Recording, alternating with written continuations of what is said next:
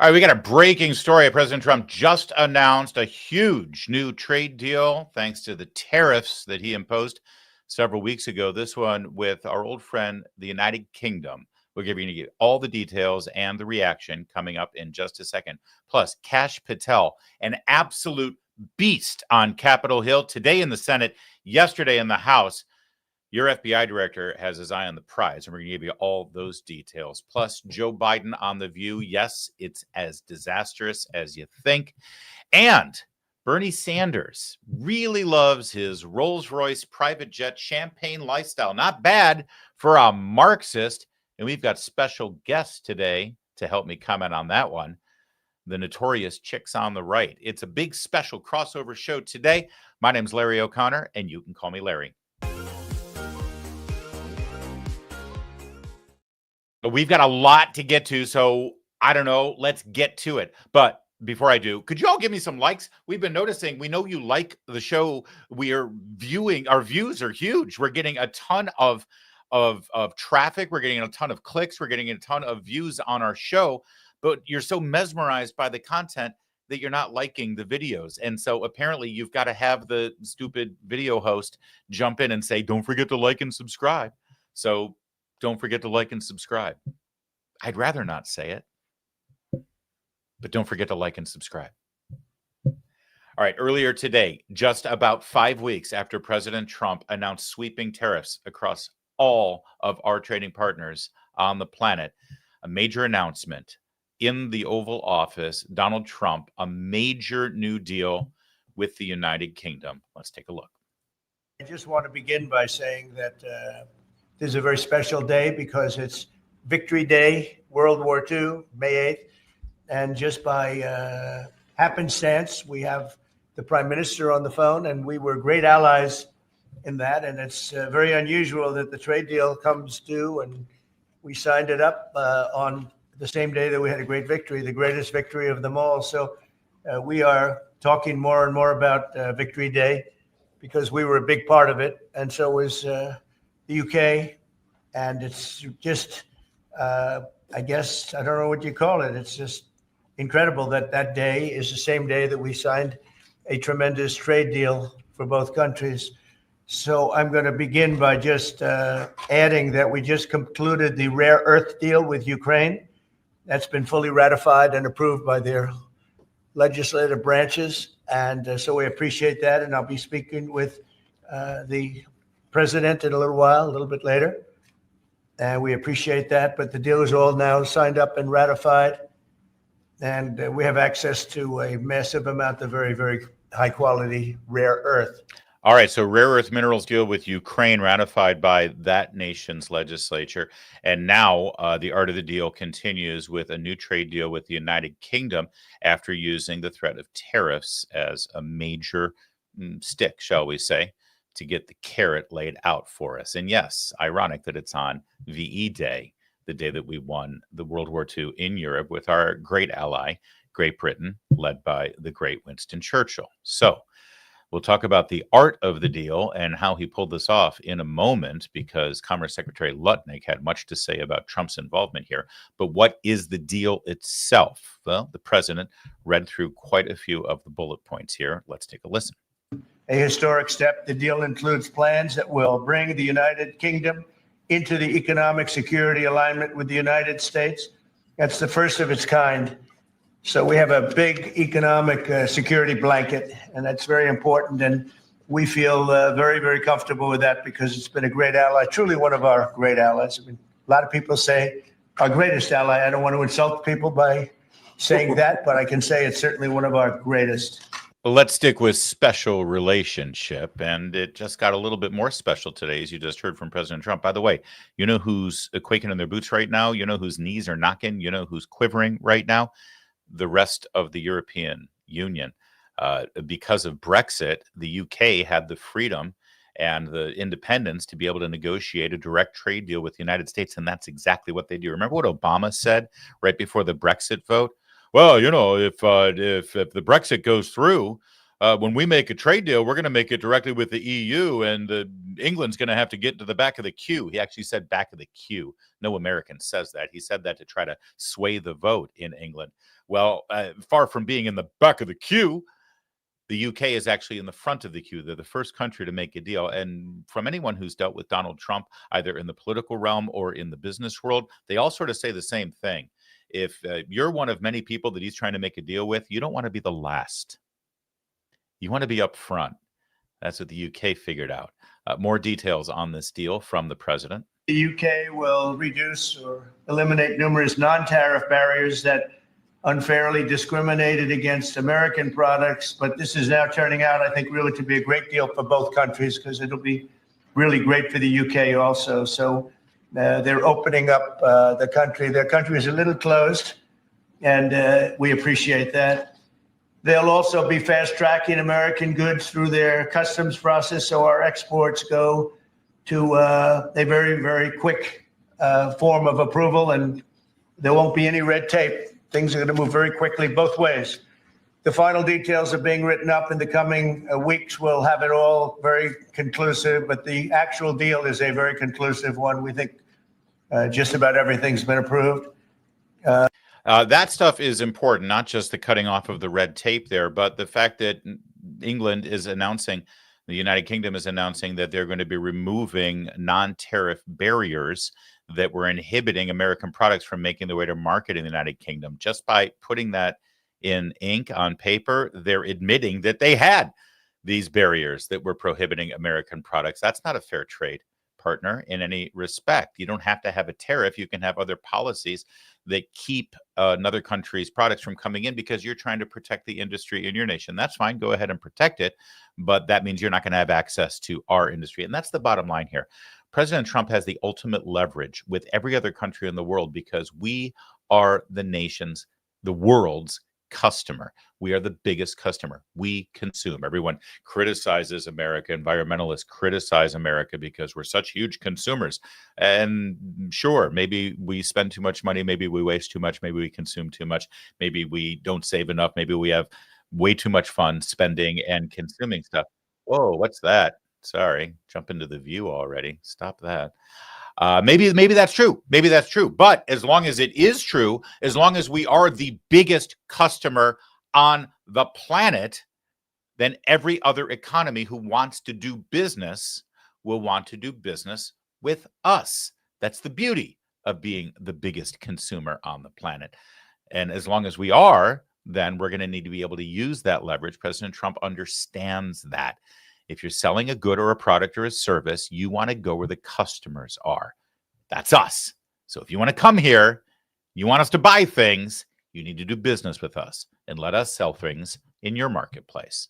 All right, a little bit more on the details here. They're the first one we're talking about. And by the way, we have many meetings planned today and tomorrow, and every country wants to be making deals. Yeah, expect a bit of a domino effect here. And one other aspect of this that's really important is that this weekend, Treasury Secretary Bessent is going to be in Switzerland. He just so happens at the same time that China's trade representatives are in Geneva, and they're going to sit down and talk. And trust me, having this deal in place and secured gives our Treasury Secretary that much more leverage when he sits down across from the commies from Beijing, because he can say, listen, we laid these tariffs out here and we told the rest of the world, choose your fighter. Who do you want to align with? Do you want to align with America, with freedom, with democracy, with the nation that's been protecting you, with their military, with people who don't steal your products, don't steal your intellectual properties, don't use slave labor to manufacture things? You want to work with us?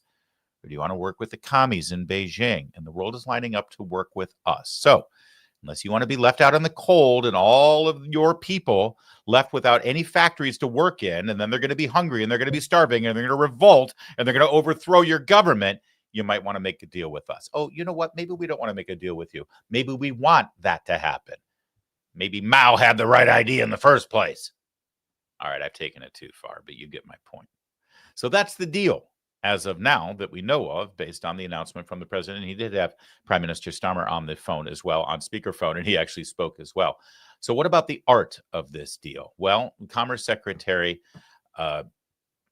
the Commerce Secretary Lutnick had something to say about that. And he basically let the world's media know this deal would not have taken place if anyone other than Donald Trump were sitting at the Resolute desk.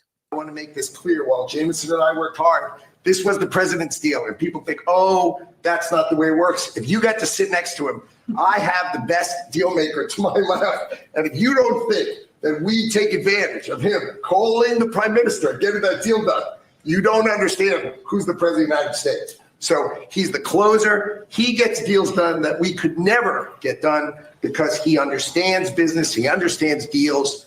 And that's why we're here today. So he agreed they could send 100. That's pretty good. And coffee is for closers. So give that man a big, tall latte. Well, I don't think he drinks coffee, does he? He doesn't do caffeine. I'm very suspicious of that. Oh, no, he does, because he drinks Diet Coke. All right, a little bit more from Lutnick. People don't understand he gets things done in a matter of time. This would have taken Jameson and I 3 years, maybe. And instead, we got it done in 45 days, certainly, because we work for Donald Trump. All right. So now a couple of things here. First of all, that is without a doubt true and accurate. If you ask anybody who worked in the first Trump administration or in this administration, they will all say the same thing. He didn't have any time for, oh, this is how we always do things. And we have these representatives at the third level go in and vet things first and make an agreement. And then they recommend it to the next guy up and the next guy up. And then finally you have your deal set. And that's when you bring in the chief executive and the president and the prime minister. And then they sit down and they have a ceremony and they toast with some wine, and then they sign on the dotted line. And Trump's like, no, just screw all that. Get the decision maker on the phone. Let's just work this out.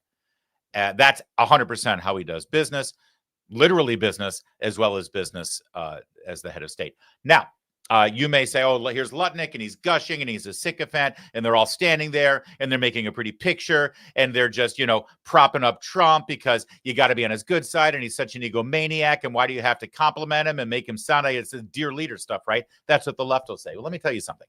First of all, nobody, and I mean nobody, predicted that there would be this substantial of a deal made with a foreign country with this big of a trading partner, the United Kingdom, this quickly. Number one. Number two, all you hear is criticism all across the planet about this man. So if there are people who are within the cabinet or within the White House who want to say, no, actually, you guys all have it all wrong, this all is great stuff and it's because of this man. Well, yeah, maybe once in a while you get to hear something like that and it's refreshing. But let me just take a moment to remind you what was said about the tariffs, what was said about Trump, what was said about this entire situation just 5 weeks ago. That's all it was. Just 5 weeks ago. Here's MSNBC the day after the tariffs were announced. Can you walk us through the numbers? And is there any positive take on this? Well, I can answer the second question first. I don't think there's a single positive take on this. This is all just bad. It's bad, as we talked about before, for inflation. It's bad for economic growth. It's bad for everything. But let me put this a little bit in perspective. We talked about the stock market today and how bad a day it's going to have. This chart predates that, and it goes back really to the election. And I want to just show you, because Trump's got a bunch, as we also talked briefly about before, of other economic and challenges he's facing. And so the stock market, which is this red line, our stock market, we start out here. And he was doing pretty well after the election. There was this burst of Trump euphoria, as we saw in 2016 as well. But since Inauguration Day, it has basically been straight down for our stock market. And that is a combination of anticipation of these tariffs, but also just all the chaos and commotion down there, the cutting, the Doge, all this stuff, and the uncertainty has really scared the market. And that's actually in stark contrast. China, which has had a terrible run in its stock market, has actually done exceptionally well. And even Europe, which is certainly nothing to brag about on the economic front, has way outperformed us. So Trump had a set of challenges already, as represented by the stock market before. And again, before yesterday, because we don't have updated numbers just yet, economists were taking down their projections for the economy for this year. So Goldman Sachs thinks that unemployment, which they thought was going to be 4%, they now think is going to be 4.5%. And these numbers are going to get worse when they put out a new forecast. Inflation, which they thought was going to be between 2 and 2.5%, they now think is going to be almost 3.5%. Well, there you go. There's the experts on MSNBC, and they can't be wrong. I mean, after all, look at this guy. He's wearing a suit from some tailor in New York that looks like it was designed about 60 years ago, and he talks through his nose. So he's got to be right. And of course, the true measure of our economy is the stock market, as he just laid out there. Look at the Dow. Look at how we crashed yesterday after the announcement of the tariffs. And it's true. That's exactly what the Dow did. The Dow did crash right after the tariffs were announced, first week in April. And apparently things got even worse. Here's MSNBC just a couple of days ago screaming how terrible everything is. I'm guessing it's how Wile E. Coyote felt, having vaulted over the cliff edge, suspended in midair, aware of what was about to happen, but unable to stop it from happening. This afternoon, the American economy, like our friend Mr. Coyote, is in that spot, in stasis, hovering before a likely plunge. How far or how fast will fall is a matter of some debate, but people involved in shipping, imports, and supply chain planning and economics are making themselves very loud and very clear today. Do you notice how she's excited about this? She's rooting about this. She's making fun of it. It's like Wile E. Coyote and the Roadrunner, which is a great boomer reference too, by the way. Thanks, Nicole. They're rooting for Trump to fail. They're rooting for America to fail. They're rooting for you to have economic distress and to lose your jobs. That's what they're rooting for. Their entire political perspective is wrapped up in the idea that they win when you lose. See, but here's the great thing about this. They've decided that the Dow Jones, the S&P 500, the way the market is performing, that's the true measure of the president's policies. Now, I reject their premise. I don't think that's the only measure. It's a measure, but it's not the only measure. But let's go with it. Let's go with their measure of what really makes a strong economy.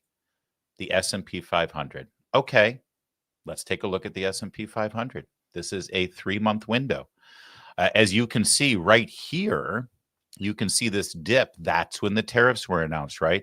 April 2nd, the S&P 500 was at 5670.97. And sure enough, boy, the markets, they didn't know what to make of this. They haven't had tariffs like this in, well, like 80, 90 years. They had no idea. What's this going to do to business? What's this going to do to imports? What's this going to do with China? What's this going to do with our banks and our investments? Sell. Remember when Trump called them panicans, I think he called them, right? Repanicans or Republican. I don't know what his word was. He said everybody panicked. Everybody panicked. And then look what happened. Look what happened just April 9th, like a week later. We had that huge surge in the market, and it's been up and down since then. But check it out today. As of now, as of this moment, because this is a real-time number, at 12:19 Eastern Time, on Thursday, the 8th of May, the S&P 500 is at 5,708.97. Where was it the day before the tariffs were announced? 5,670.97. So it's actually 50 points up from the day before the tariffs were announced. So by the left's own measure, it's all, why does that keep happening? By the left's own measure, the market has already recovered. And that's after only one deal. Because guess what? Businesses adapt and businesses figure it out and businesses see what's going on. And businesses then make adjustments based on the new reality. And everyone's now figured out, oh, okay, these are the rules now. This is what's going to happen. We can move forward. And this is even before the deal that is now pending with China. It's going to be complicated and messy, and no one can really predict what it's going to look like, nor should they try to predict. And that's sort of the point. Don't be on the side of people trying to guess what this means, because we haven't dealt with this before. We've never had a president who's tried to do this to try to reel back from where we've gone.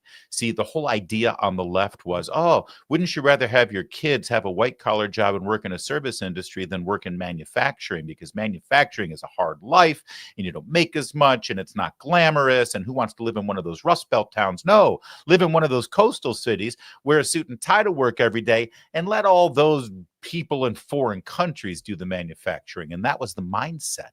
Get your college education, get a white-collar job, work in the service industry, you'll be much better off. Except the problem is, when you need to manufacture something and you're stuck with a foreign country, like a foreign country that infected the entire world with a virus, then what do you do? And the American people have realized actually there's nothing wrong with working in manufacturing. There's nothing wrong with having a blue-collar job. In fact, going into a manufacturing job, or even better, owning a manufacturing business, you don't have to incur all that college loan debt that you would have to encourage to get a white-collar job in the service industries. You actually work with your hands. You actually produce something that helps people. You can actually build up one of those Rust Belt towns that the coastal elites love to deride. And actually, we have a strong, healthy, patriotic America again.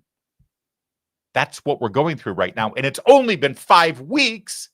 The market's completely bounced back already. It's going to be a roller coaster, but it's already back to where it was before the tariffs were announced. And we have our first major announcement. And trust me, there are many more to come. And nobody predicted that it would bounce back this quickly and we would have a trade deal this quickly as well. Don't watch cable news. They're awful. And they don't know what they're talking about. And even worse, they arrogantly tell you that they do know what they're talking about. They arrogantly tell you that they know better than you. You'll never get that over here, ever. Let's just keep watching this and riding this, because this is a brand new America that we all envisioned, we all voted for, and now we're in it. All right, let's, I've got so many tabs open, I think, and that's why I'm getting, Kevin, could you hear that audio that was popping through sometimes on other tabs of mine? Or is that just me? No, sir, just you. Okay, good. Well, then if I hear it again, I will not. Some of my Joe Biden on The View clips were spontaneously starting without my permission. I'm told we have a pope. I'm told we have white smoke, which is pretty exciting. We're live right now in the East Coast. I'm in your nation's capital, Washington, D.C., and around 12:15 Eastern time, we got white smoke, which is pretty fun. So cool. It's going to be a little while until they get the name and put him in his vestments and the cassock and announce him on the balcony. Probably not during the run of this show, but certainly we'll talk about it on our next show. That's pretty cool, though. Very fun to have a pope. Wonder who it's going to be. Kash Patel, the FBI director, had a date on Capitol Hill yesterday and today. Let's turn to the Senate hearing when Senator Patty Murray of Washington tried to accuse him of politicizing the FBI. Pretty rich, considering what we've seen the FBI involved with over the last several years. In fact, this comes the exact same week that an inspector general's report verifies that the FBI completely bungled the baseball diamond shooting in Alexandria, Virginia, where a crazy left-wing maniac tried to kill as many Republican congressmen as he could. It was clearly a politically motivated act, but Christopher Wray's FBI reached the conclusion that politics had nothing to do with it. Well, now the inspector general just this week has come out with the truth on that. And so Patty Murray dares to suggest that Kash Patel's the one politicizing the FBI. The FBI has been politicized. He's trying to clean shop. So here's how that questioning went. Because Kash Patel, he ain't taking any of this. Gang cases, 3,000 cases against violent. Well, that's not my question. We know that you. Well, you asked if I was weaponizing the FBI, and I am not. I'm giving you the hard, concrete examples of the men and women putting handcuffs on bad people, doing harm to our children and innocent Americans. I do not see weaponization. You have placed on leave FBI employees responsible for the investigation of January 6th. That sounds political to me. I have not placed anyone on leave who has not violated their ethical obligation or their oath to the Constitution. So if they were investigating January 6th, you believe they were violating an ethical obligation? Nope. I think the common theme here is you putting words in my mouth, and I'm not going to tolerate it, nor will the men and women of the FBI. Well, you did place on leave an analyst responsible for investigating Russia's meddling in the 2016 election. Is that politicization? Is that retribution? No, not if she broke the law or the ethical guidelines. I don't know which case you're talking about, but that's the standard. And we will hold ourselves inwardly accountable, and we will not be strayed from our mission because people think we are politicizing the Bureau. If you want to talk about someone who was attacked by a weaponized Bureau, you're looking at him. And now he's the director of the FBI and he's cleaning it up.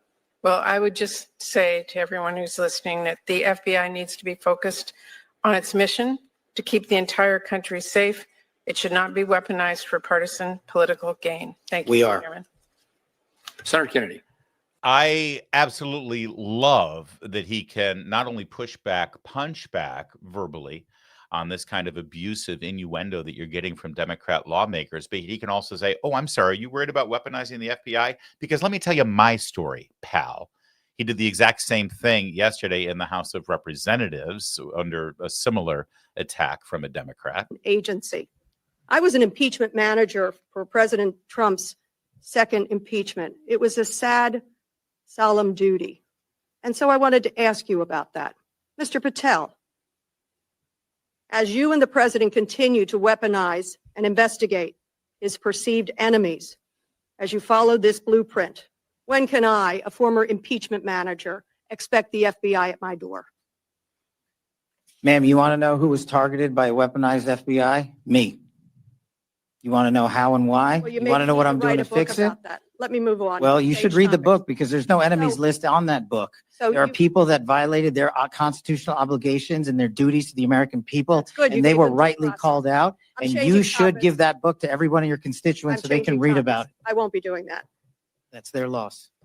During your Senate confirmation hearings, you repeatedly denied having any involvement as a private citizen in the firing of FBI officials who engaged in the prosecution against January 6th insurrectionists, the violent rioters who beat and killed Capitol police officers, and whom you referred to as political prisoners. Since then, multiple whistleblowers have come forward, and we know that you likely committed perjury.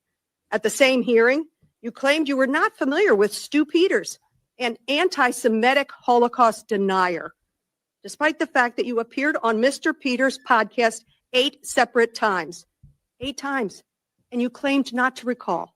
Mr. Patel, my second question is, should we worry more about your memory or your veracity? We should worry more about your lack of candor. You're accusing me of committing Veracity? perjury. Tell the American You didn't people how know. I broke the law and committed a felony. You did. Have the audacity to actually No, put the all right, facts then forward the answer is instead of both. lying for political banter so you can have a 20-second answer donation hit. The answer is both. I believe that the The men and answer is women of you're the- failing, Excuse not I me. will play my time. Go ahead.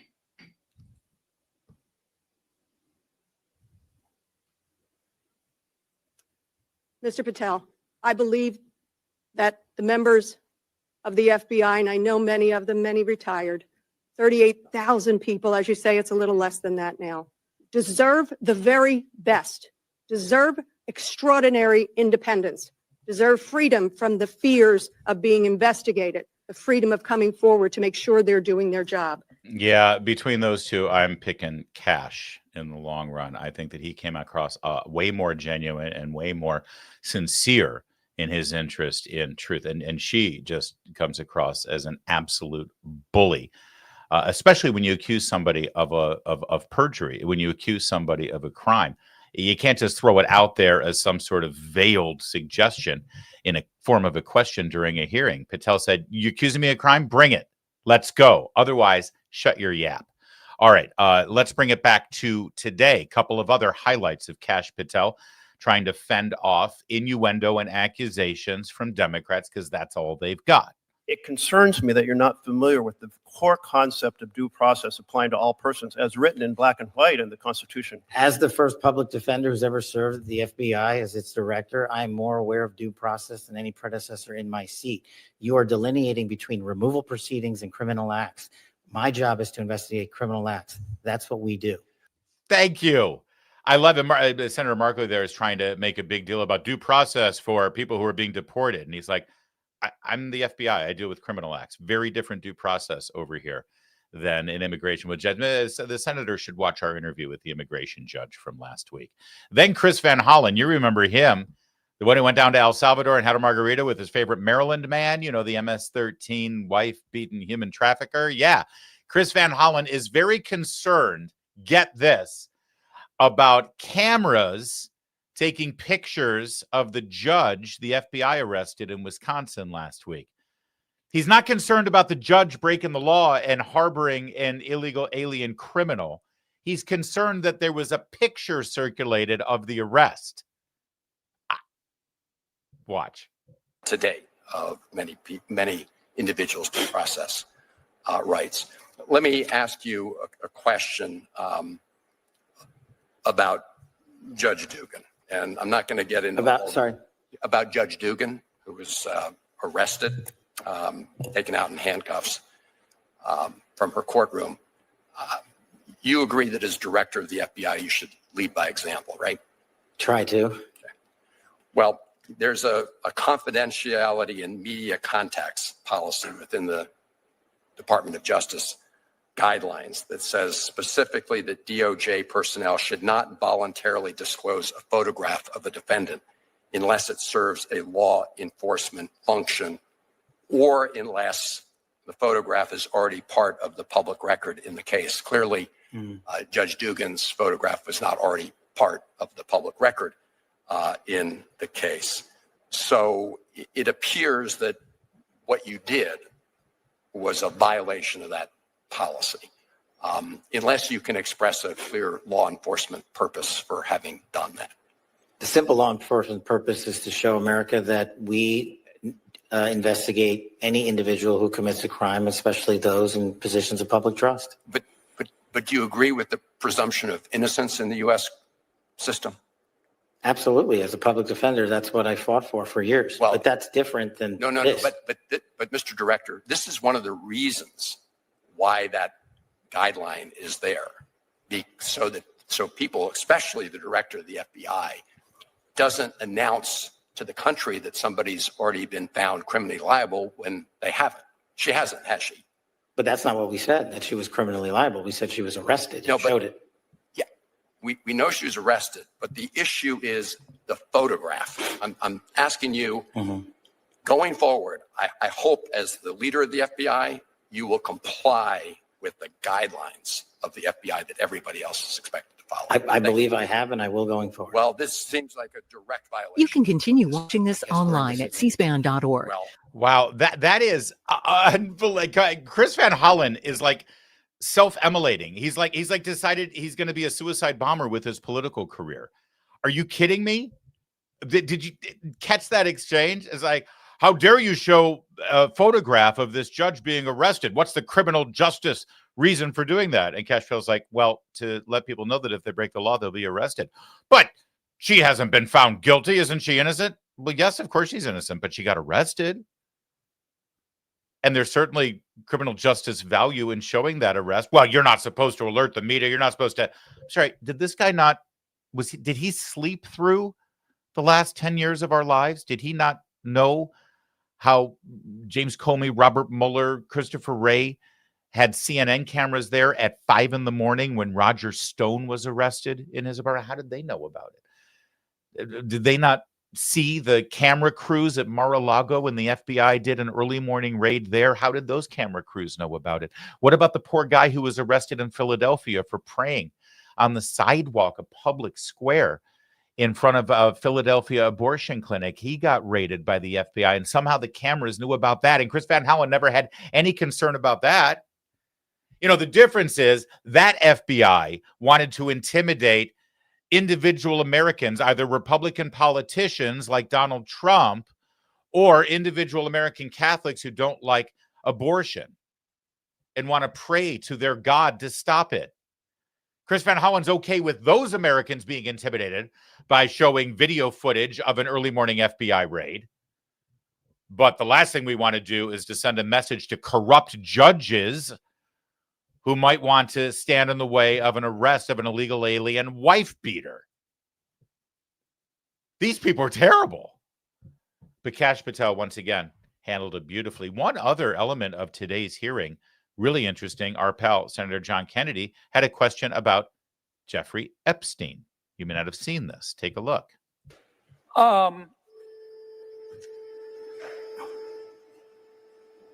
Did Jeffrey Epstein hang himself or did somebody kill him? Senator, I believe he hung himself in a cell in the Metropolitan Detention Center. Are you going to release all the information about that? Senator, we are working through that right now with the Department of Justice. When you think you'll have it done, Kash? I think in the near future, sir. Like before I die? Senator, we've been working on that, and we're doing it in a way that protects victims and also doesn't put out into the ether information that is irrelevant for production of the public, such as CSAM. Thank you, Mr. Chairman. All right. So there you go. An update on the Epstein files, that they are still going through them line by line by line. But I think that is a bit of a headline that Kash Patel, the FBI director, believes that Epstein did, in fact, kill himself. Now, listen, part of the job of the FBI director is to be held accountable and answer questions under oath from both sides of the political aisle in the House and the Senate. You just saw him fending off attacks from Democrats in a very, very good way. And I'm glad he's there for that. But the most important job of the FBI director is to make sure that our laws are upheld and that the worst federal criminals in this country are held accountable. And yesterday, when he wasn't answering ridiculous, unfounded charges from Democrats on Capitol Hill, he was making an announcement to the worst people on the planet. A really strong message. Our children. If you harm our children, you will be given no sanctuary. There is no place we will not come to hunt you down. There is no place we will not look for you. And there is no cage we will not put you in should you do harm to our children. The prioritization of this administration and General Bondi has made it abundantly clear to child predators: you will be hunted down and you will be prosecuted. And that is a refreshing thing to hear for the men and women who do this work tirelessly. And it's also an acknowledgement of the safety that we look forward to bringing America. Yeah, and that's actually, sadly, a new message from our FBI and the DOJ. It would have been great to see the former FBI director emphasize issues like that and crimes and criminals like that versus the politicization that he did end up focusing on. That's Kash Patel. That's your FBI director. And whether he's going after the bad guys in your neighborhood or he's going after the bad guys in Congress, he's doing a great job so far. All right, real fast, we're going to jump to Joe Biden on The View. But Kevin, do we have a name of a pope yet? Do we know who it is yet? Not yet. Yeah, I'm tracking it too. What happens behind the scenes here after the vote is he's got to take his oath. He's got to sign his documents. They got to get him in his vestments. They got to do, there's a whole lot of stuff that goes on. It usually takes an hour after the white smoke before he makes that appearance on the balcony. But this is very cool. I'm very excited to see it. Probably not going to happen live during this show. So continue watching and we'll keep you updated. So yesterday we showed you Joe Biden's interview with the BBC. It was lamentable. It was sad. It was pathetic. It was Biden-esque. And today he appeared on The View. Now, we were told that he was going to be joined by his wife, you know, the doctor, Dr. Jill. She did not show up. He was solo there with all the ladies. And boy, you know, they were going to be tough on him with all the real hard questioning. So I don't know how he did. Let's take a look. By the look of it here with this still, doesn't look like he was facing a lot of grilling. Because after all, he had such a brilliant, perfect presidency. What's there to ask him about? What's there to challenge him on? Seems totally in charge of his faculties. No mental decline there at all. Thanks for answering the question directly. Of course, if there was a journalist among the news panel there, news program and ABC News, they would have stopped him after each one of those things and saying, hang on a second, insurrection? You know, insurrection is actually a federal crime. Why did nobody from your Justice Department charge one person with the crime of insurrection? Neither Donald Trump nor any of his advisors nor any of the 1,000 people you had arrested, not one of them was charged with insurrection. So why are you sitting here calling it an insurrection if you didn't actually charge anyone with insurrection? That's a lie, isn't it, sir? Also, did you just say 1 million people died because of the incompetence of the Trump administration? Rather than go into detail about why you think that, let me ask you a basic question. Do you believe the COVID-19 virus originated from the laboratory in Wuhan? Yes or no? Yes or no, Mr. Biden? Where do you think that virus came from? Love to get an answer to that question too, but no, we didn't get it. Anyway, Joe flying solo there with the ladies on The View. Let's look at some of the more. I reject the premise, if I could. Why is it automatically assumed that this was a selfless decision? That's buying propaganda. First of all, by every legitimate report about what transpired between his disastrous performance in that debate and the day he announced he was leaving the presidency or the candidacy, which was, I believe, 4 weeks later, by every account, he was pressured into doing it by Nancy Pelosi, by Chuck Schumer, by Barack Obama. There was nothing selfless about this. If he was selfless, he wouldn't have announced his reelection campaign in the first place. He would have stayed true to his original word that he was just going to be a transition president for one term. But then he decided he was going to run. How is this selfless? What evidence do you have, Sarah Haynes, that this was selfless? He was forced into it, number one. Number two, if he thought about himself at all in this equation, he was trying to relieve himself of the humiliation of being defeated by Donald Trump in the landslide that Trump was going to have. You know that the day that he announced he was leaving the candidacy, Virginia showed Trump in the lead. Virginia. Forget about all the swing states we know about. If he had stayed, there would have been a lot more. New Jersey was neck and neck when Biden decided to get out. It wasn't selfless. It was selfish. It was self-preservation. He was trying to salvage whatever was left of his dignity, of his reputation, and there ain't anything left. But if anybody suggests that it was a selfless decision, they're buying and regurgitating propaganda because, you know, it's The View. Thank you, Newsbusters, for the clip. Just so I can understand this, he thought she was more than qualified. He thought she was a great candidate, yet he wasn't surprised that she lost because America is racist and sexist. Now, listen, he knows what program he's on, so I guess he knew that that would go over well with The View. But think about what a despicable human being this is. A man who is enjoying the benefits of, I believe, a $400,000 a year pension, full-time social Secret Service security at all times, all of the trappings of the presidency, the ability to say that he was a former president, the ability to live in the White House as the president of the United States for 4 years. And yet, what kind of horrific opinion he has about our country. By the way, he was vice president for 8 years with a black president, and yet he still thinks you're racist. I'm not surprised. There's no way she was going to win. After all, our country is sexist and racist. Well, if that's the case, why didn't you stay in, dude? And why did you endorse her immediately? I mean, if you really wanted to beat Trump, if you really wanted your values and your principles to continue, and now he says he wasn't surprised. What kind of insult is that to her, by the way? I'm sure they have a great relationship, though, right? I'm sure they talk all the time.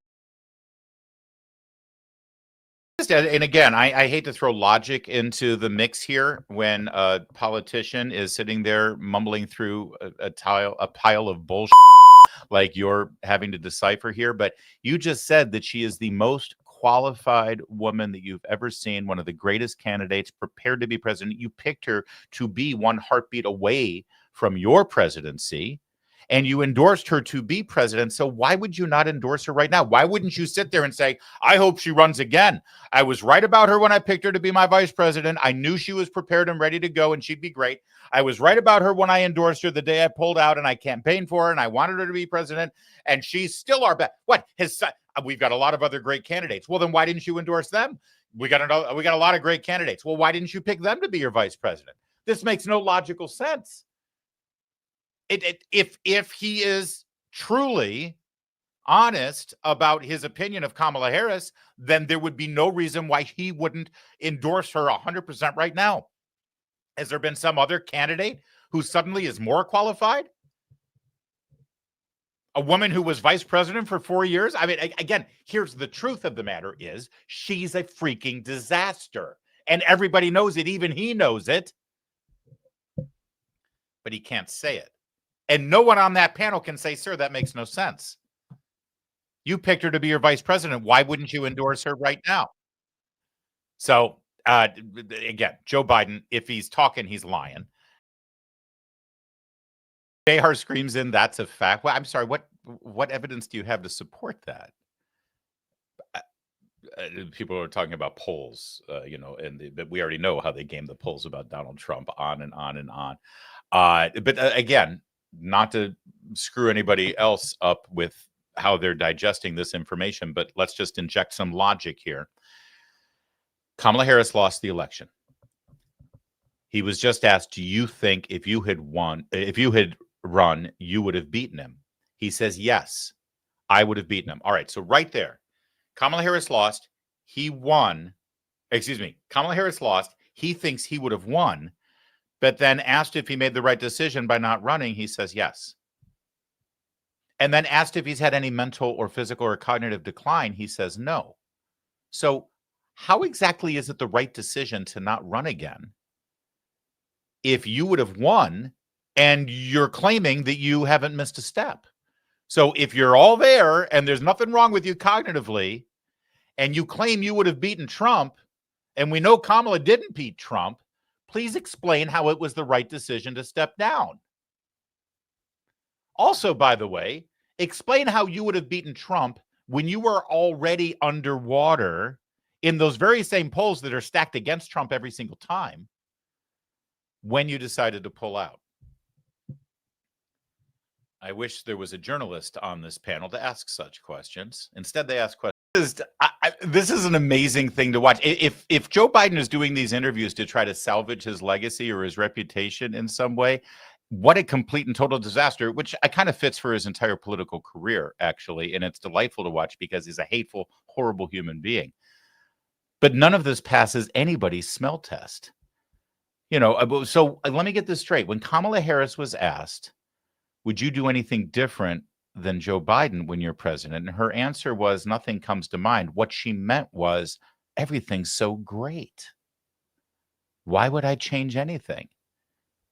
And yet she campaigned on the fact that prices were too high, that inflation was awful, that much of our government wasn't working.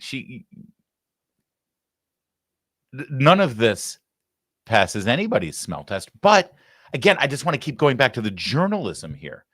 Nobody's challenging this narrative. No one is pointing out the fact to this feeble-minded, clearly debilitated individual that nothing he's saying is making any sense. And he can try to convince himself, but he's not convincing anyone else. It goes on and gets worse. But I got to say, though, he looks good, doesn't he? I mean, he looks fit and trim and with it. I mean, look at the glow in his eyes. Look at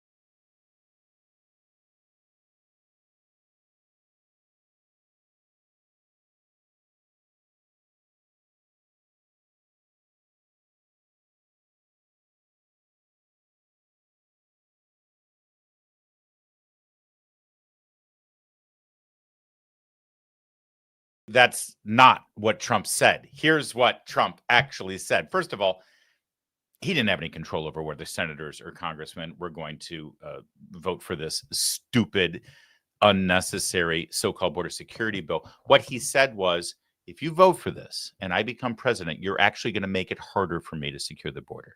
We have the laws on the books right now. We just have a feckless, obscene president who refuses to enforce our current laws and wants this invasion to continue, upwards to 20 million illegal immigrants from countries like Venezuela and El Salvador who are sending gang members here. That's what this guy wrought, right?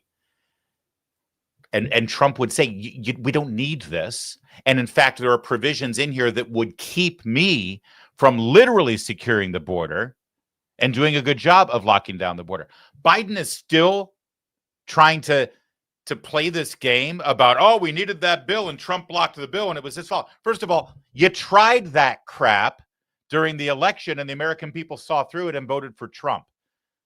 So I don't know why you continue to try to repeat this lie. And by the way, we've all been alive for the last 100 days. You might not have been, sir.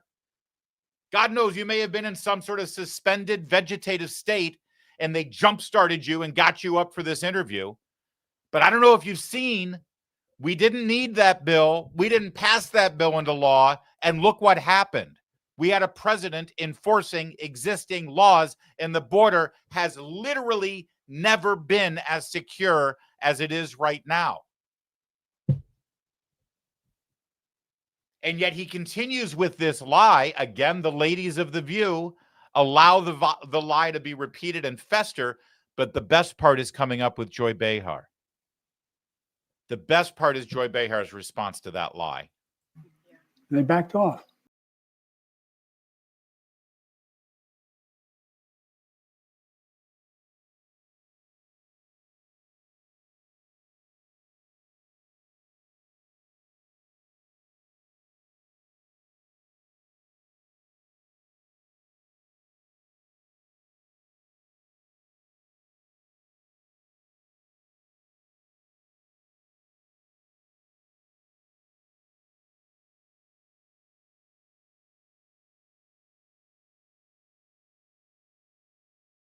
Point out something here journalistically about what's going on. Do you notice that this one's being read? Did you hear the preface? They wanted me to ask. Who's they? They wanted me to ask you this. Let's listen to it together. Ask you this question because not only they want me to ask it, not only They want me to ask it. Who's they? Who's they? So some grown-up at ABC News recognizes the fact that Joe Biden has finally given a post-presidency interview to an American broadcast company, the American broadcast company by coincidence. And it didn't go to George Stephanopoulos. It didn't go to David Muir. It didn't go to anybody. It went to The View. So somebody at ABC News said, guys, could we at least get one relevant question here? Could we actually ask him one tough question? And so she's apologizing for having to ask it. It's written down for her so she doesn't screw it up. Has to do with Biden using an auto pen. This is the best they could come up with. We should really ask him at least one question. All right, give it to Joy. Have her apologize about asking it. Have it really be about Trump, right? She frames the entire thing as Trump's obsessed with you using the auto pen. All right, so let's find out what Biden has to say about the auto pen. That's it? That's it? Could you answer the question? Apparently not. Well, ABC News, you got what you paid for there with The View. By the way, I reject the framing of the question because Joe Biden did not use the auto pen. If Joe Biden used the auto pen, he could have just used a pen. No. The auto pen was used instead of Joe Biden. The auto pen was used instead of Joe Biden. If Joe Biden had used if Joe Biden was sitting there and he pushed the button on the auto pen to sign something, why didn't Joe Biden just use his own fingers that pushed the button to actually sign the thing? He wasn't there. He was MIA. God knows where he was. Yeah, sign all that stuff. Absolutely. Use the auto pen. I don't care. So that's the question. And that's the answer. And Whoopi goes to commercial because it's a mic drop moment. By the way, one other quickie here. I showed you the clip of Jill sitting at the table, and he was asked about his cognitive abilities and whether he cognitively declined or not. And he was giving that rambling answer that I interrupted here. Let's just watch how the rambling answer finishes because something delightful happens. As Joe Biden is asked about his cognitive decline, here's what happened. Okay, so what happened was Joe Biden was asked about all the books talking about his cognitive decline. He went on a rambling, incoherent answer, lost his train of thought, and then his wife had to finish the answer for him because he's perfectly of sound mind and completely capable of finishing this interview, let alone being president for 4 more years. Thank God the American people voted the way they did last year. Bernie Sanders decided it was a good time to go on Fox News channel. You got to give him some credit, at least, for going on Fox News. It's enemy territory. Democrats rarely go there unless they're Pete Buttigieg and they're trying to show off his new beard.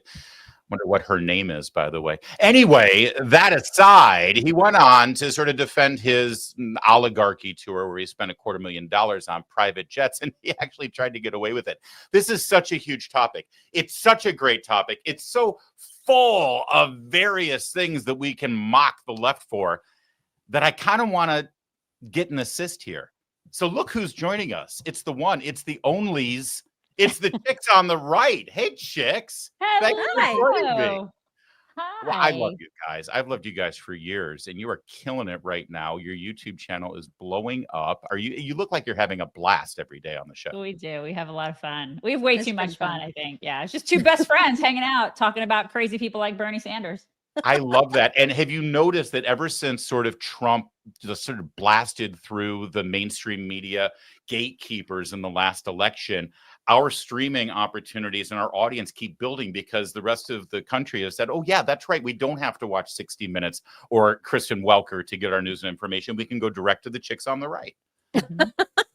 I hope more people do that. I mean, we definitely have a lot of fun doing the podcast every morning. It's awesome. Yeah. And I think the lamestream media is learning that, yeah, people are looking for alternatives.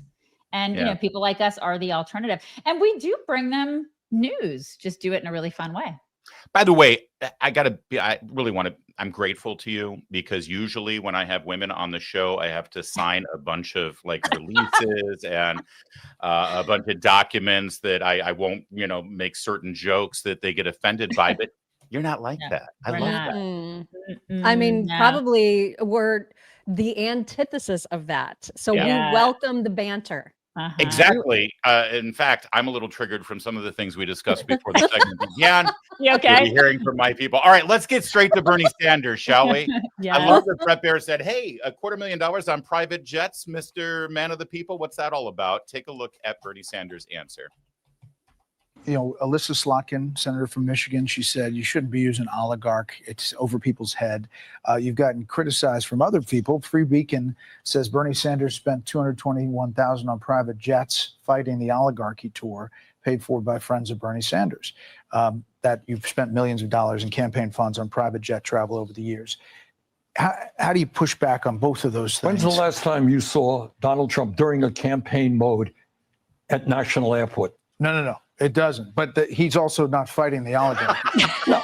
You run a campaign and you do 3 or 4 or 5 rallies in a week. The only way you can get around to talk to 30,000 people. Think I'm going to be sitting on a waiting line at United waiting, 30,000 people are waiting. That's the only way you can get around. No apologies for that. That's what campaign travel is about. We've done it in the past. We're going to do it in the future. And you think that this is hitting a mark? You think it's scratching the itch that voters want to hear from? Yeah, all right. We'll get to the itch that voters need scratching. But I mean, seriously, can you believe he said it and put it that way, chicks? Yeah, commies are going to commie. This is what they're going to do. The hypocrisy is staggering, right? You expect me to stand in line with those people, normal people? They're poor. Motives? They They're smell. poor. What are you They're talking about? Smelly and poor. And Yeah. Andrew Yang, you guys remember him from Oh my running for president? gosh, yes. So I saw that he tweeted this morning. He was making excuses for this. He was like, "Well, I mean, he had to do the private jet because they had so many rallies scheduled across all kinds of cities. They had to." And I was like, "In what world did they have to schedule that way? Just schedule them further out and fly commercial and actually." Act like your values dictate you're supposed to act. What are they campaigning for? Is he running for president? What is the campaign here? This isn't a campaign. We just had an election, you idiot. Right. And by the way, this whole, who can stand in line and fly to all these cities in such a short time? I know people in my life who are sales reps, who work a territory in the Midwest, who absolutely have to do that. They deal with it all of the time. This is the most out of touch thing you're ever going to hear from a politician. And he would be like, there. Yeah. There, oligarchy. Oh, hold on. I'd love the feminized version of Bernie Sanders. I love this. Can I hear more of that? I like yours much better because you did. I think before we went on, you did the whole. What did you say? The Jackie Gleason. Jackie Mason. It's Jackie Mason. Jackie Mason. I'm sorry. He'd play the Catskills. He'd make bad jokes about the Jews and the Christians, and they do this and they do that. And then you add. And what do you add? You add commie to it. That's the Marxism to it. Yeah. You add a dash of Marxism to it, and it sounds much better. Mine is just like oligarchy. That's mine. That's mine. It's like I think mine is like a little bit of Joan Rivers mixed in there. Mixed with a little bit of sheep. We've got a little. We've got a little more Bernie Sanders here. But before we move on from him complaining about standing in line at a commercial airport to get on a commercial airline to fly like literally everyone else in the country has to do. Guess what committee Bernie Sanders has sat on for many, many years? That would be the Environment and Public Works Committee. They're the Of ones course who are it in is. charge of transportation infrastructure. Makes all the sense. Yeah. So if people are standing in line and having to worry about delayed flights and problems with air traffic controllers and issues with commercial airlines, he's a senator. He's been a senator for decades. Fix it. Well, Fix He's it. probably the to like get the whole transportation system going. Yeah, y'all are assuming that they're there to solve problems, though, which is that's cute. Last really I cute. checked, every time a Democrat, and especially a radical leftist like Bernie Sanders, looks at our transportation issues in this country, they only have one thing in mind: greenhouse gases and having to save the environment, right? So take a look at this great side-by-side that our buddy End Wokeness put together on X, because here's Bernie Sanders then, and this is Bernie Sanders now. We're doing now is speaking to the American people and saying, you have got to be involved in this process, because if you are not, the planet that we're going to leave to our kids and our grandchildren will be significantly less habitable. 5 rallies in a week, the only way you can get around to talk to 30,000 people. Think I'm going to be sitting on a waiting line at United waiting, 30,000 people are waiting? That's the only way you can get around. So you all have to make sacrifices for the sake of the environment, but me, I got to get somewhere. I got to get on my private jet. Chicks, how do they get away with this shameless behavior? The sheeple that follow them, right? It's the people that just blindly follow them, and they let them be complete hypocrites, and they forgive them just so easily. But I mean, he went from hating millionaires to billionaires, like because he became a millionaire, and then he was like, well, crap, I guess I gotta hate billionaires now because I'm a millionaire. I wonder if they does he know that he is the elite that he's disparaging? Does he even know? Because there's such a lack of self-awareness on the part of so many Democrats that I don't even know if he recognizes how much of a hypocrite he sounds like. I think you're onto something. See, he's surrounded. He's in this club. He's in this elite little club, and they all have that. It's like Michelle Obama complaining that, well, gosh, I had to buy some of my own food at the White House. Everyone has to buy their own food, lady. I mean, why is this a revelation? So, and in fact, I've got evidence, chicks. Check this out. Although I've just noticed on the screen, are you to the right? Are you the chicks on the right? I always forget how it's mirrored here. But if you're chicks on the right, you should be on the right of me. That said, in the exact same interview, like moments later in the exact same interview, here's Bernie Sanders. After he talked about how horrible it is to stand in line for a plane, I can't be like those other people. Listen to this. It's nothing to do with Biden right now or Kamala Harris. The question is, what is the fundamental issue in politics? Which side are you on? So right now, you have massive income and wealth inequality. You have the rich getting richer. Wealthiest people, large corporations control our economy. Billionaires control our political system. The question is, do you stand with the working class, with the elderly, with the kids, or do you stand with big money? He literally refuses to stand with the working class in line to get on a plane. Totally. And he is big money now. That's who he is. And I think Mock is onto something where Miriam's onto something where she says that he may not recognize that because he is in that bubble. And that is problematic. Yeah. Yeah.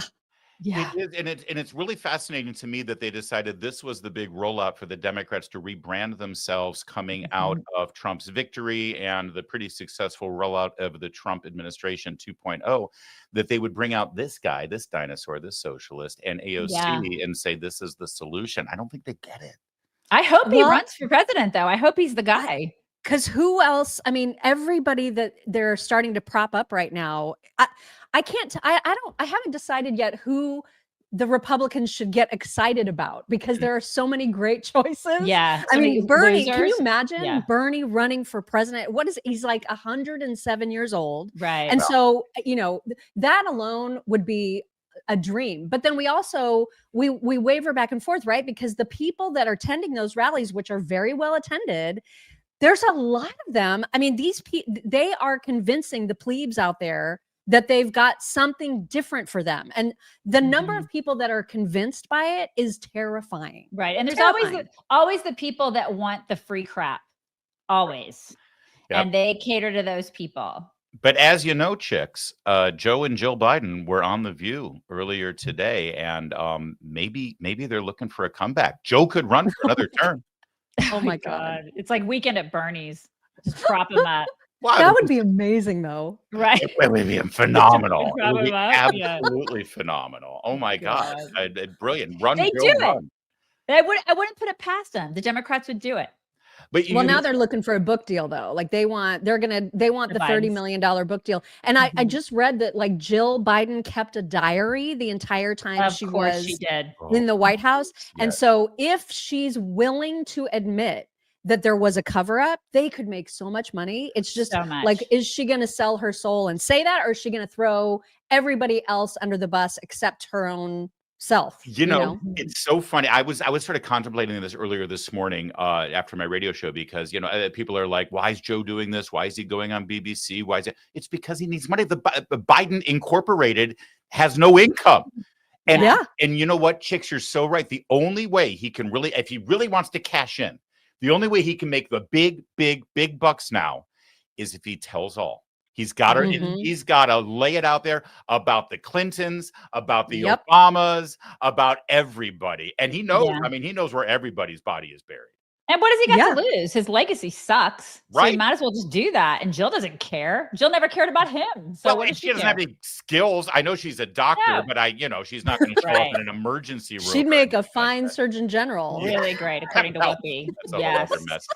By the way, I just mentioned the Democrats are rolling out Bernie to rebrand, right? They're trying to show voters and Americans like, no, we're not like that anymore. We're a new party. Take a look at this. Here's Bernie Sanders, because, what's the name of this big tour? The Stop the Oligarchy, Fight the Oligarchy thing, rebranding. Here's Bernie Sanders going back to 1993. This great country of ours is moving very rapidly in the direction of oligarchy. The United States of America today is increasingly becoming an oligarchy. More and more moving toward an oligarchy. We are moving in the direction of oligarchy. We will move even more rapidly in the direction of an oligarchy. This great country is evolving into an oligarchic society. It is called oligarchy, and that is the system we are rapidly moving toward. This is a budget that moves our country rapidly into the direction of oligarchy. A handful of billionaires are moving this entire planet toward an oligarchic society. Start off with the bad news, which is pretty bad, and that is that under Donald Trump, this country is hurtling rapidly toward oligarchy. It's a rebranding, chicks. It's the brand new Bernie Sanders and Democrat Party. I honestly, no shame. Dude has been 107 since 1993. But you guys, this time he really means it. Okay, this time he really means it.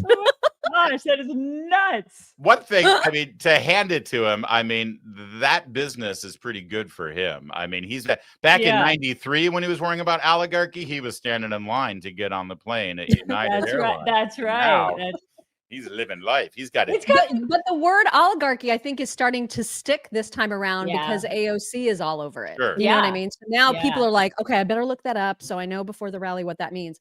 And I think it's starting, all the examples that you just showed, obviously that never went anywhere. Right. And now you keep hearing the word over and over again. I don't know if it's going to help them or not, but it does seem like it's sticking a little. But it reminds me so much of when like AOC over the years has said, we're all going to die in 8 years. And then 8 years passes. And you're like, lady, we're still alive. We're still here. Greta Thunberg's going to be 90 and they're still going to be saying it.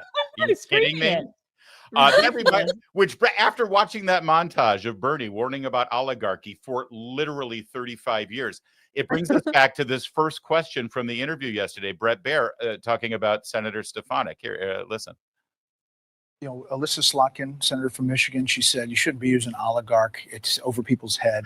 I'm sorry, Slotkin, not Stefanik. Yeah, so he's been saying oligarchy for like 3+ decades. And Brett Baer's like, nobody knows what the hell you're talking about. Right. I love it so much. What a time to Oh be my alive. gosh, Bernie. It really is a great time to be Seriously. alive, isn't it? Well, chicks, thanks for helping me skewer Bernie Sanders here and really all of the left. What have you got going on now? The schedule for the show is Monday through Friday every morning, right? Early in It the is. morning. Mhm. 8 a.m. every workday. I'm Weekday. sorry. Did you just say early in the morning, 8 a.m.? I start at 5, ladies. Yeah, okay? Okay, well, we're up at 4, like getting Yeah. ready True. and doing All the right. things. That's but, fair We enough. are but yeah. up early. Yeah, and it's 7. And listen, it's 7 Texas time. So just to be fair to everybody here. Okay. Yeah. Well, that's great. It's a great little palate cleanser, great way to start your day before you turn over to our show at noon. And Yes. and we love what you're doing. And we've got a lot of things in common. We have a lot of approaches in common, and we've known each other since way back in the Breitbart days. You reminded me. Back when it was legal to flirt. That's Yes. right. Exactly. Well, Totally. but let's face it, it's a little hotter now that it's, it's under the, you have to do it dangerously and in a criminal Exactly. fashion, right? Yes. Although now I'm Thank married, you. so maybe we should, now that I think about it, We're all married. it's Yeah. probably worse. We're all married. What do we care? Yeah. Chicks on the right, you guys, go ahead and check them out. Follow their channels, subscribe all across social media. And if you like our show, you'll like their show. And I do like their show. And that was fun. As you could tell, we recorded that a little earlier. We love the Chicks on the Right. Check them out. And while that was running, we have a new pope. And talk about history. I mean, anytime you get a new pope, it's historic. We have our first American pope, Cardinal Prevost from Chicago. I'm speechless. So tell you what. We are gonna let's get through your fabulous super chats that you gave us during this epic show, and I want to let you know right now, for those of you who are watching, there's a good chunk of you out there watching right now. Stay right here on this platform wherever you are watching us. In about 5 minutes after this stream ends, we're going to start a brand new stream with live on the spot analysis of our new pope right here on this channel where you're watching us, and I'm going to be joined by Hot Air's Ed Morrissey, who is a Vatican watcher. He covered the last conclave, actually, 10 years ago, and we're going to get his immediate response on this. So let's get to the super chat. Sorry about that. I missed the last one that you just put up there. Rosario Cicero, $4.99. I'm hearing a lot of noise on X about Scott Bessent being buddy-buddy with George Soros. I have not heard about that. I don't know anything about it, but Rosario, I promise you I will look into it. But I haven't heard. But here's the problem: when you deal with high finance on on a world stage, there may be some moments where they were in the same meeting or some picture taken. Buddy, though, I'd be very surprised. Angela, for $5 super chat, where were these Democrats when the FBI was going after parents, Catholics, gun owners, and more importantly, Christians? And don't forget our president. Exactly. But their problem is that there was a judge with a photograph of her in handcuffs being arrested. Unbelievable, Angela. You're right. Where were these Democrats? Angela, for $5 super chat, I hear our great POTUS is contemplating the release of the her tapes and report. Bozo should have just come clean to the hog farm to spew the view. Yes, he is. In fact, the Robert Hur audio tape, I think, is going to be released by the end of the week. Although with all the news that's busting up right now, it might get buried, but we'll be on it. Angela with a $5 super chat. Beelzebub told one truth. He did try to fundamentally change USA more than any other. Thank God we now have a POTUS to make America great again. Yeah, Obama's havoc, it continues to have its repercussions. A $10 super chat from Word on the Street. How can Trump lose with you, Howie Carr, and Mark Simone as his friends? Oh, that's quite a club. I know both those guys, and they're awesome. Angela, $2 super chat. The only people I see getting richer is politicians. That's right. 30 years ago, you talk about the oligarchy and you're driving a Chevy. 30 years later, you're flying private jets. It's good to be a Democrat. All right, guys, epic. All right, we're going to set up our live stream in moments, and we're going to go right in with our analysis of this stunning, earth-shattering news that nobody, and I mean nobody, saw coming. We have an American Pope. What does that mean exactly? Tune into our very next stream that's starting on this channel in just a few minutes. In the meantime, my name's Larry O'Connor, and you can call me Larry.